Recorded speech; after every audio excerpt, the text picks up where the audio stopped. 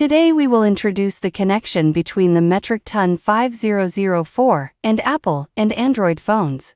Firstly, let's take a look at the Apple phone. Open the settings for CarPlay and select Phone. We will set it to Apple CarPlay.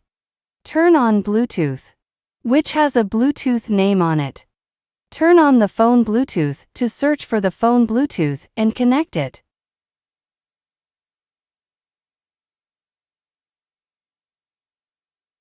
After successful connection, Bluetooth automatically adjusts the Wi-Fi connection. When the Wi-Fi connection is successful, Bluetooth will automatically disconnect, which is normal. At this point, the CarPlay interface will automatically pop up, and the connection will be successful. You can navigate, make phone calls, and listen to music now.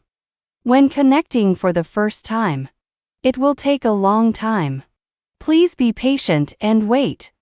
At this point, you can use your phone's Bluetooth to connect to your Bluetooth earphones.